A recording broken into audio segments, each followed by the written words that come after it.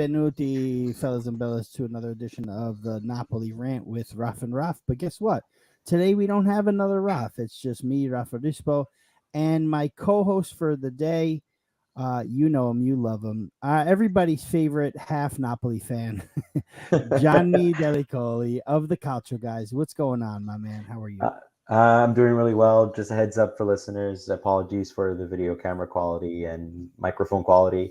I'm using my laptop. I'm not at home at the moment. I'm in Ottawa, just because I got accepted to university here. So there's a couple of nights a week that I'm in town here, and I got to bring my own stuff with me. So sadly, don't have the best quality stuff, but I'm honored to be on. I'm excited, and can't wait to get the show done.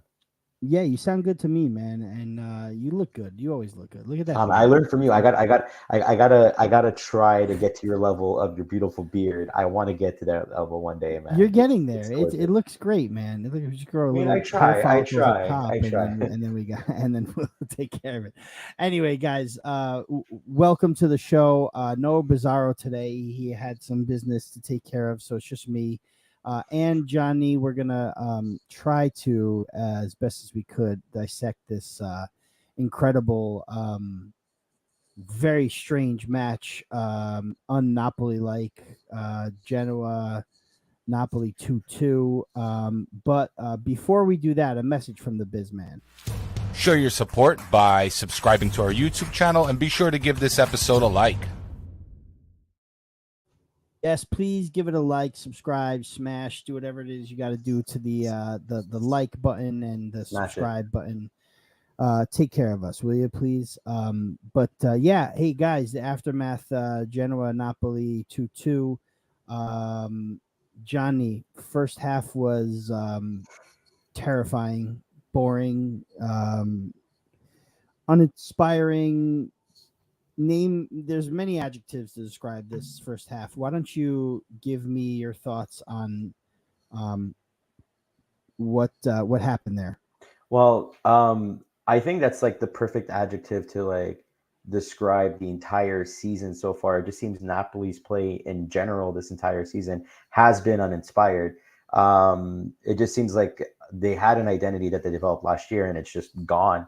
The first half was worrisome because nothing was clicking offensively. They just couldn't get anything going. And when that goal came towards the end of that first half, I was like, don't tell me. Please don't let this be one of those games. But I felt like deflated in a sense, because you don't want to go back into the dressing room or locker room, whatever term you want to use, down a goal, especially when you let in that late goal. I think in all aspects of sports, whether it's a calcio, hockey, football, whatever sport it is, when the opposing team gets that like late last minute goal or touchdown or whatever right before the half is about to end, it's hard. Because it's like now you don't have time to like try to get back in there. You have to wait 15 minutes and cool down and stuff. And before, like I would say, like last year, for example, Napoli, even though they did come back in this game, but just want to preface that before I say my point. But last year we had that confidence in the team. We're like, okay, well, there was those games where they were down 1-0 and they came back to tie 1-1 or 2-0 and they came back, and they did this game as well. It's because the quality is still there, but the confidence isn't as a fan anymore, and that's what worries me too. Yeah, that's right. Mattia Bani, center back, gets the goal on a set piece, a corner kick. Pretty standard stuff. Pretty lackadaisical defending. 1-0 right before the half. Like I said, uninspiring. 0 shots on target. And everything that you just mentioned is for real. Before we get into the second half, I want to give our love to some of the chat here. Forgot to go ahead and get the first chat on the screen here, and it's Carmelo Frazetto. Can I start worrying yet? And that's something we're going to talk about. Let's get into the second half first.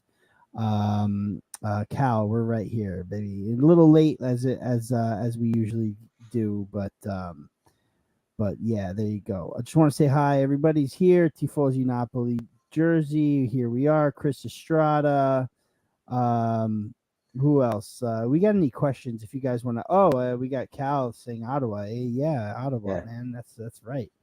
Yeah, it's a 2-hour drive from Montreal. I got accepted to the teacher's education program here, so that's why. Good. That's awesome. That's awesome. Good for you. Good for you. Antonio Arcamone, it was Napoli alla 2019-2021. It's fair to say that. I think, very Gattuso like, very towards the end of Benitez like, I guess, right? Just didn't really look inspiring. Bizz does join us from Pennsylvania. He's getting stuff done there. Cousin Luca, what's up, cousin? And cousin Antoinette, what's up? Thank you very much for watching, guys. But yeah, so let's get back into the second half. We get out there, and more of the same. Nothing happens, and then everyone's nightmare, right? Matteo Retegui comes in to Genoa from Argentina, gets a spot on the national team, very well deserved. I'm very excited about this kid as far as the national team goes. You know, Johnny, I'm a very big fan of the national team, and a lot of Napoli fans aren't that we know. But I'm a very big fan. I'm the same way too. For me, like, you ever see like those like fun polls on Twitter? Would you rather see your club team win Champions League or your national team win another World Cup? You know, it's like I'm always leaning towards the national team. I just feel like there's a bigger sense of pride for that. But that's a whole discussion for another day. But I do want to say that, like, let's call a spade a spade. The Retegui goal was very nice. He exposed that CB pairing perfectly, got in the right position, and had a perfect like point blank shot. Murray couldn't do anything there, and that's part of my worries. The fact that he was able to just do that so freely, you know, that like or on the national team side, it's great because he has that capacity. But as a Napoli fan, that's worrying because it's like, oh, we have a lot of holes to fill. Touching on that really quick, do you think Retegui going to Genoa? I know there was a lot of Milan talk. There was a lot of, maybe higher up on the table, for Retegui. But he ends up at Genoa, and how do you like that move for Retegui? Definitely playing time, right? I mean, it couldn't hurt. How do you feel about that? I think it's perfect. I think it's the absolute perfect move, to be honest with you. It's not as if Genoa is not it's a very historically respectable club, 9 Scudetti, it's not anything to scoff at. But the fact that it's not one of the big six or the Sette Sorelle, it's beautiful because he doesn't have that, there's still diehard fandom in Genoa, but there's still like he doesn't have that high end pressure. Like, he has to perform every game, or there's going to be tifosi out of all different angles down his throats about not performing well. He's young. He doesn't. I mean, young-ish. I mean, like it's a good stepping stone for him, especially that you're going from the Argentinian league to basically the Italian league. It's a step up. It's a European league. It's one of the major leagues. It's something that, even though you are on a team that just got promoted from Serie B to Serie A, because it doesn't matter. Like, you just it's still a big league, but the pressure is not going to be as massive as playing for one of the Seven Sisters. So I think it was a perfect move. Also a perfect move for Genoa. You get a player that has interest in playing in Italy because he's going to play for the national team. You just came back up from Serie B after taking a season stint down there. You need to find I don't want to say rebuild, but retweak your team a bit to get them back into the consistency of being a Serie A team. So I think it was honestly the perfect investment for them. It was for both sides. It was fantastic. And whether he stays there for maybe 2-3 seasons, I think that's probably what's gonna happen. I don't see it being a short one of 1 year, but I don't see it being longer than 3. I think after 3, when he especially for that some of the bigger teams are gonna have him on their radar, and just keep a lookout, because it's always nice to have a very nice striker like that who is capable of scoring goals and finding the back of the net, and they do come at a premium. But I think it's it's definitely for both ends perfect move. Well, when you take a look at the other teams, right? Inter set up, Milan set up. We're pretty much set up. What's that? Not for long for Milan. I mean, not for long. No, not for long. Maybe they'll need something. But they've got Thuram and Lautaro. Inter, Napoli with Osimhen. If they sell him, maybe Napoli is an option. That would be great. But Yeah, you're right. I mean, playing time. Speaking of being one of the greatest leagues in Europe, did you happen to see any of that Sassuolo? I mean, I'm sorry. Yeah, Frosinone Sassuolo game on Sunday morning. That was, if you guys, sidebar, if you go on your the means to watch the game again, CBS, Paramount, or whatever you have, if you can watch the game again, or even just the highlights, please do so. It was phenomenal game. I like to watch Napoli players on loan, so like I'll pay attention to Frosinone for Shadida, or Verona with Foloshuno, or even my fantasy guys. I have Berardi on my fantasy, so I'll take a look. It was some game, guys. Take a look at it. But getting to the second half, so Retegui scored his goal, and then we made some substitutions, Johnny. Rudi Garcia pulled out soon after the first goal. The second goal. And he put in Politano. Actually, he put Politano. He started in at Politano halftime. for the second half. Yeah, second half, right? Which I thought he was another game where I thought the guy was injured. I mean, the first game of the season, Anguissa came on at halftime. I thought he was out for the game. Same thing for Politano, but he comes in, and he doesn't do too bad when he comes in, right? Taking Elmas out. By the way, started Elmas on the right. Last week we predicted that it would be Lindstrom on the right and Elmas would be preserved for the midfield. No, didn't happen. We predicted Natan to start. Didn't happen. Marassi was the only one that got a start that was predicted, and he was not looking great. But then they put Oliveira in for Maria in the 58th and Raspadori in the 58th. And then Cayuste in the 74th, and we'll get to that last substitution in a minute. But anyway, in that time frame is where Napoli found its shape, right? In the 20, maybe with like 70, in the 71st, 72nd minute, that's where Napoli started really, really waking up. Politano was making good runs. Raspadori was manning the center there. Zielinski all game, again, great game. Cayuste came in and made an immediate impact. Fantastic impact. Zielinski to Cayuste to Raspadori, who buries it in the back of the net. Another player from the Azzurri that on fine form from that last game against the Ukraine, Fratesi, who did his thing for Inter, and Raspadori does his thing, gets us going 2-1. What were you thinking at that point? Let's get to it. Politano scores a worldie, right? Yeah. It was a beautiful pass by Zielinski. Beautiful Zielinski ball to Politano, who, I mean, for me, goal of the season for Napoli so far. Yeah. 2-2, and there's time. What are you thinking when there's time left? We've got the upper hand. We're now in a position to not lose this game, which is great. How you feeling about that, Johnny? Well, there's a lot to unpack in the second half. I do want to start off with the Politano sub on in the second half, immediately on the right. I don't want to maybe too far to say that maybe Elmas was probably playing in a bit of an uncomfortable spot. I think Politano should have been the immediate player for that, right?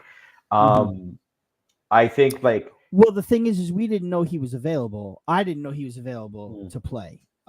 True. To be fair, I didn't see the squad sheet either, because I thought he was injured. I thought he'd left the Italy camp because he had picked up a knock and he would miss the next few weeks. That's what I thought. So, but a lot of these other changes happened after Genoa went up 2-0. It was a very reactionary changes. It was very, very reactionary.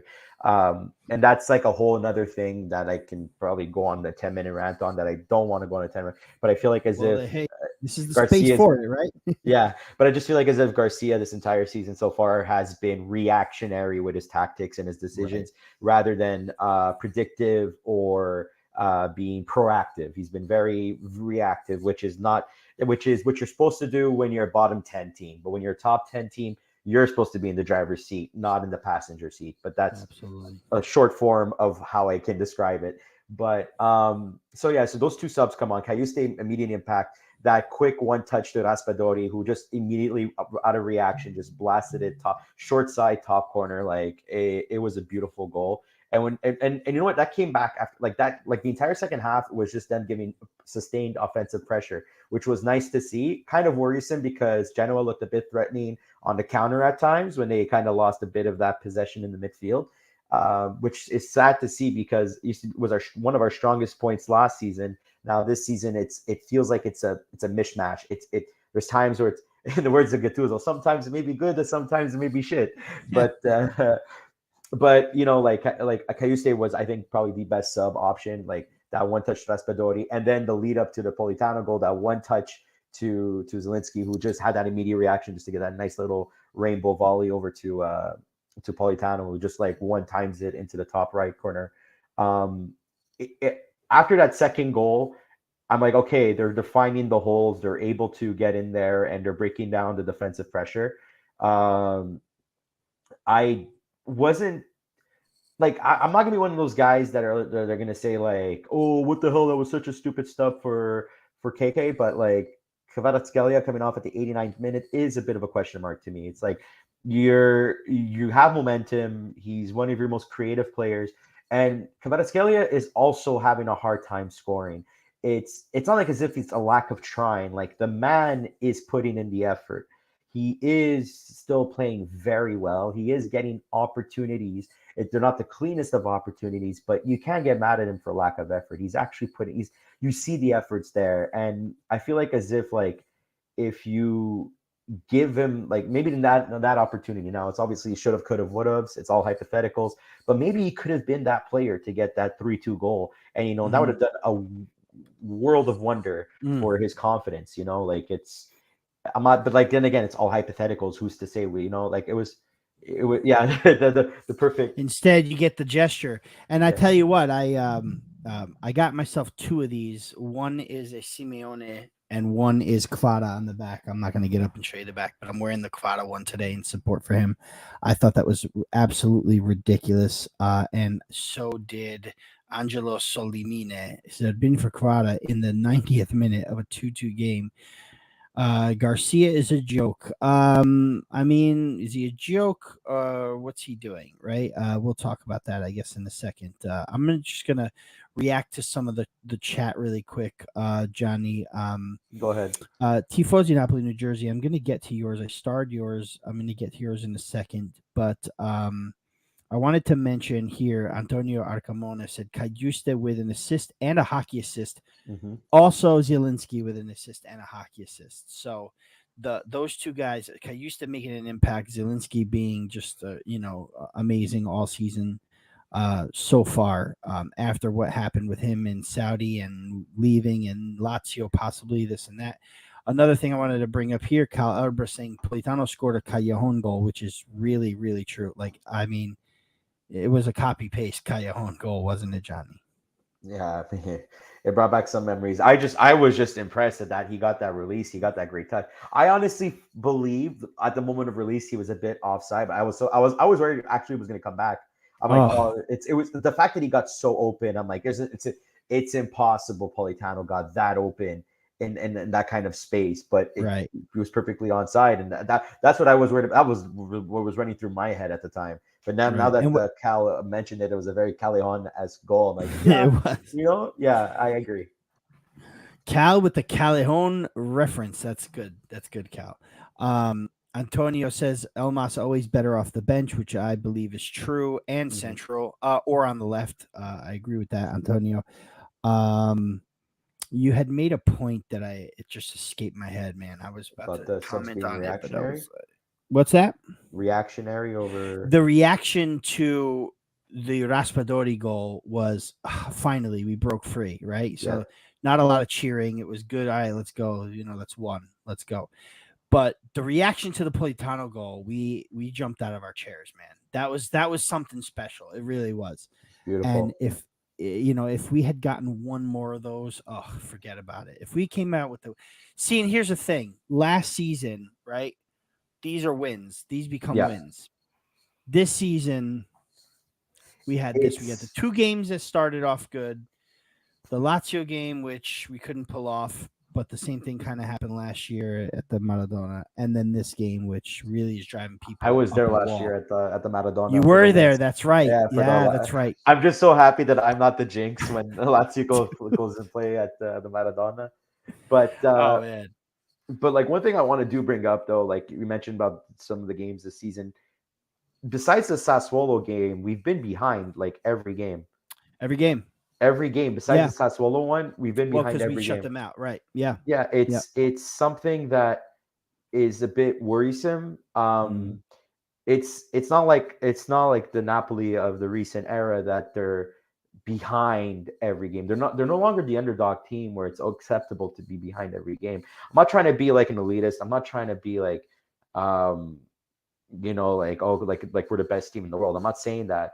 It's gonna happen where you're gonna have your off games where it's like, okay, maybe you might have one game out of 5 where you start off behind and you work your way back.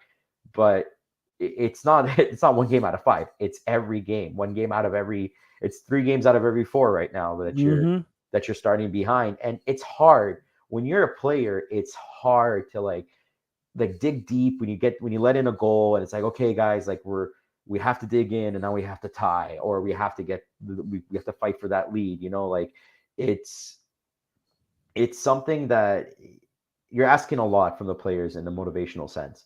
And you can't keep that up all season because they're going to run out of that motivational energy, that drive to like, okay, guys, we're down. Let's go for it. Like how much grinta do you actually have? How much, what I mean? How much, like how much soul do you have for that? As much as you can have the most energized captain and stuff and the most vocal leader, but it's hard. That's why I just hope this doesn't become a trend for Napoli. That they have to fight back every game, Right. And I think Carmelo is on the same wavelength as you. The question you need to ask is, do we win that game last season with Spalletti with 10 minutes to go? I say yes. This is Carmelo says yes. But he also feels that we don't trail 2-0 either. We all know the problem. Garcia, bad appointment. I think the jury's still out on that. That remains to be seen. I really, you can't, and guys, listen, you guys might kill me for this, but you can't just determine that Garcia's a bad appointment after 4 matches. Look at Sadi's first 4 matches. Look what happened there. Look at what happened with Spalletti in the first season, and then he won a title. You know what I mean? And I'm not saying that Garcia is going to win a title with Napoli. But what I'm saying is we have to give him the benefit that we have to. We haven't even played a Champions League game yet.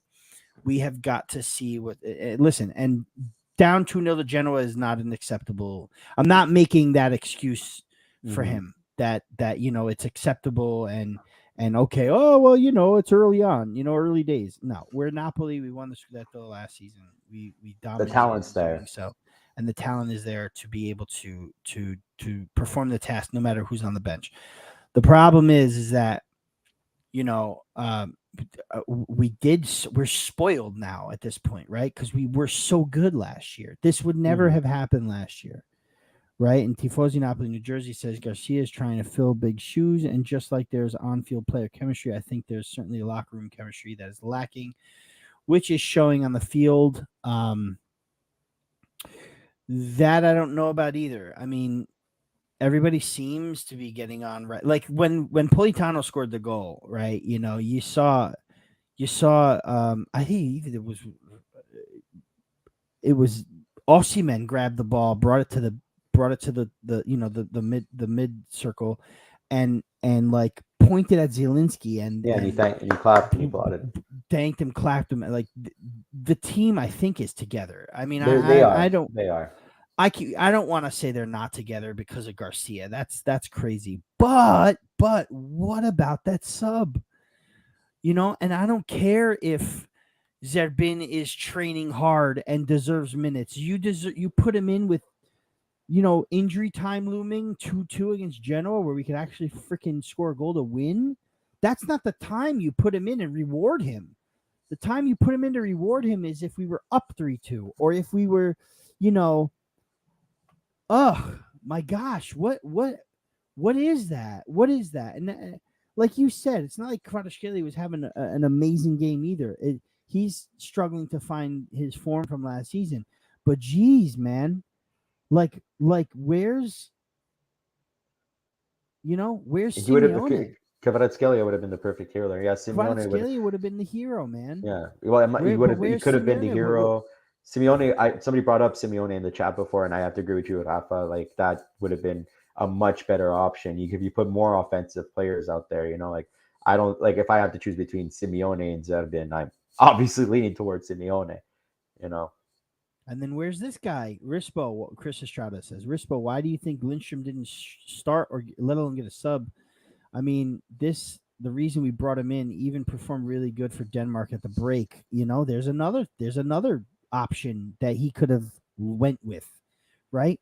You put in Lindstrom, maybe you play him a little centrally and then move Raspadori over to the left for 5-10 minutes, right? Maybe, but Zerbin, who played what, like I think he played 50 minutes all season last year. Like it's just, oh no.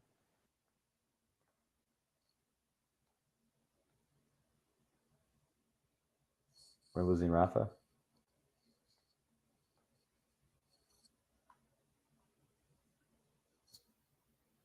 I think we're having technical difficulties.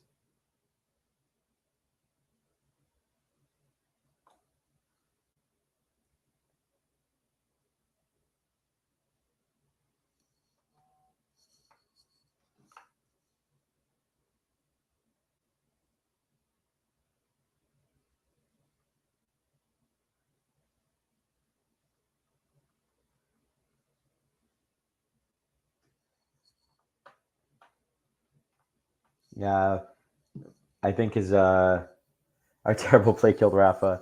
I think from what I get from a message from him is that his battery died. So no, I still have access to the chat. I just can't highlight messages. Can I? Let's see. Nah, it doesn't seem like I can highlight messages unless I right click maybe. Nope. All right, well, yeah. Trying to remember what point he left off. Let's see if I can fill in time while he is out there. I'm just gonna message him. Be right back.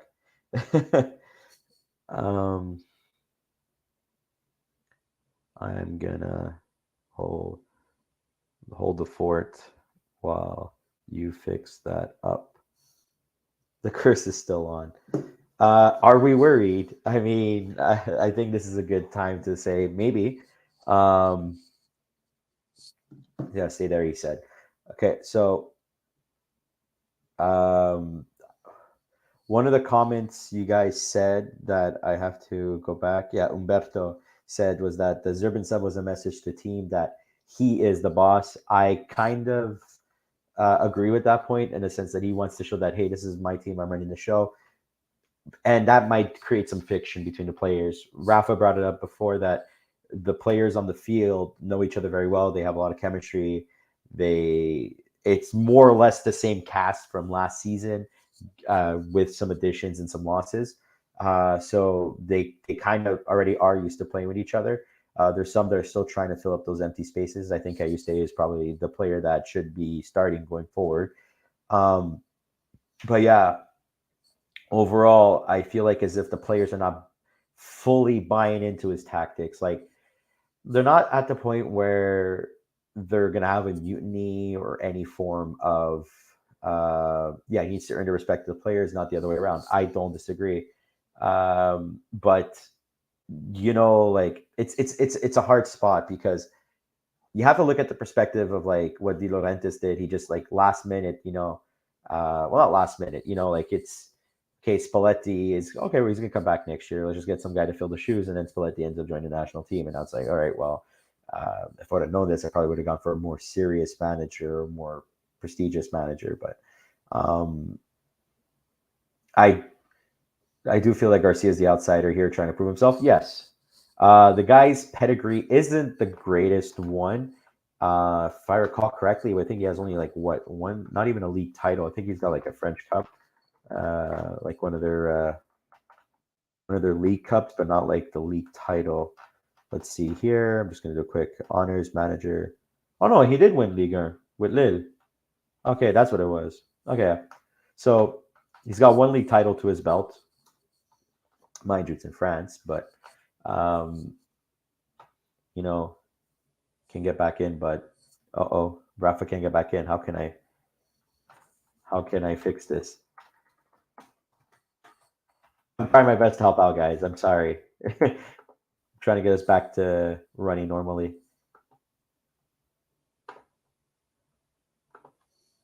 We restart.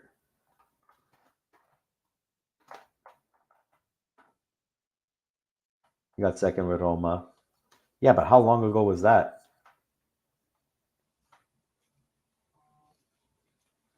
Yeah, but that was like during the Totti era. But still, like it's like he's inheriting a team that got used to playing Spalletti's system, and they were kind of built for that system. Let's continue this on Instagram. Cool.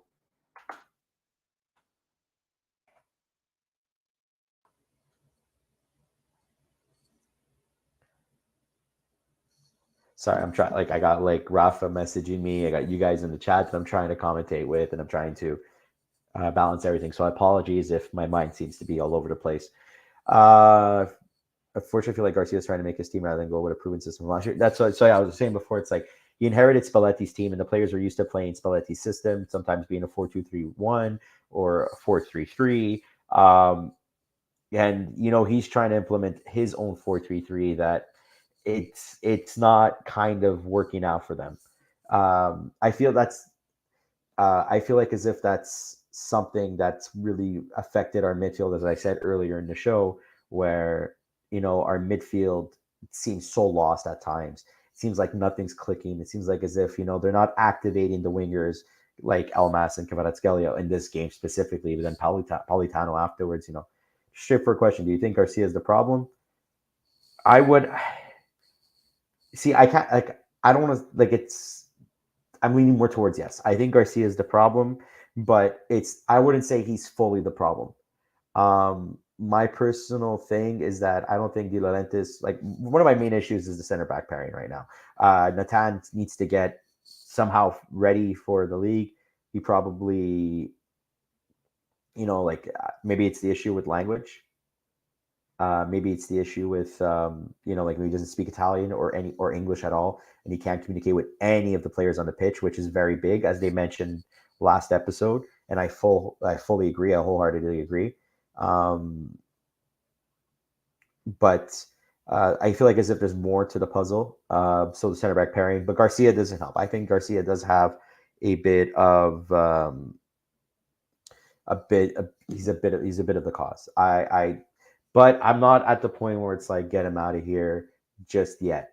I do have him on the leash. I do have him in the hot seat, but I'm not ready to pull the plug just yet. I feel like it's unfair 4 games in to kind of yank him. Yeah, he's not playing through Lubaka like Spalletti did last season. Lubaka doesn't know what to do, so he's dead when he's on the field. You're practically playing two-man mid. Exactly. Spalletti's same players minus Kim and got the best out of it. Yeah, but Kim's a big factor, very big factor. That back line was in control and in charge with Kim back there. I don't feel like as if there's a guy that's a general or leader for that back line to help them out. I don't think anybody's capable between so as Rafa mentioned before, I also support Roma because it was my childhood team. And Juan Jesus at Roma was not good at all. And then it was a lateral move for him to come to Napoli, and it wasn't an upgrade for Napoli in that sense. I don't know. CBs have been fine. I'm on the fence with that. If the Kim was on this team, the results would be the same this year. I think Kim makes that much of a difference. I think he prevents a goal or two, and maybe one of these draws turns out to be a win. My personal take on it. How do I join on Instagram? Sorry, messaging Rafa at the same time. If Kim was on this team, result. JJ has been just fine. The reason we let up on goal that corner is because we went back to marking man, and we've been marking zone. I won't disagree with that. I think it's the fair shout. But still, yes, he has been making mistakes with the players that he has. but it's hard for you, like as a manager. So I don't want to mix up. We pretty much knew we'd been champions back in April. Why didn't ADL offer Spalletti more money? And why didn't we do everything possible to keep him on much more money? Release clause. Once a team matches a release clause, once it's up to the player to accept. Like when a team offers that much money, they have they basically cut out the Laurentiis in negotiations and go straight to the player, because they're like, oh, you want this guy? You want this money? Here's the money. Let's talk to the player. And it's up to Kim at that point to say if he wants to stay or if he wants to go. And if Bayern's offering whatever, so much more money, like how can you say no to that? And I think De Laurentiis wanted to purposely use his earnings to keep players like Simeone and Raspadori that were on loans, that were big factors. He'd rather, and also use that money to renegotiate Osimhen's contract, to potentially renegotiate Kvaratskhelia contract, because he identified this as core players of his team going forward. I think Umberto said it perfectly. Spalletti couldn't deal with ADL anymore. As much as I like De Laurentiis, he's a bit of a cafon. He's kind of a bit of a hard person to deal with. So, and especially Spalletti himself is a very calm person. Keep going, bro. Biz working on it. Okay, cool. I honestly believe that it's when you have a boss like that, there's only so much you can take. Especially with somebody with like certain amount of expectations. So, and you know what hurt me the most, actually, the fact that he says he's going to take a sabbatical and then a national team comes along. And in a way, I don't blame Spalletti, because the demand for managing a national team is much less than any club team in the world. But it's also like, come on, we trusted you to take a sabbatical. You wanted to just take a year off for yourself, and then you do something like this. So the problem is ADL. I wouldn't say he's the problem, because he's also done good for the team, but he's not he's not the best solution. He's not the worst of it. He is we also have to, like, at the end of the day, we are where we are at because, wow, that was terrible English. We're at where we're at because of the De Laurentiis. If it wasn't for ADL, we wouldn't be in a position where we're talking about Champions League every year. Was it for like 10 years in a row, 11 years in a row that we qualify for champions? We won a Scudetto last year. Like the ADL era for Napoli has been a successful one. So you could say, yes, his character is problematic, but it's also brought us to where we are today. So it's kind of like, the way I compare it is the oh my God, why am I blanking out on the Berlusconi era for Milan, where Berlusconi himself was an idiot and a half off the pitch, but look at the era that he brought for Milan during that time. So it's like a necessary evil. I think that's the proper term for it. ADL was jealous. He wanted recognition for winning Scudetto, and everyone gave it to Spalletti in June totally. Yeah, I mean, the speech towards the end of the season was a bit off. It was a bit off where, he was kind of insulting former players when these former players were the reason why he got there. Like you get Quagliarella and then Quagliarella, and then you flip him for Cavani. Then Cavani gets so much value. You flip him for Higuain, Mertens, Koulibaly.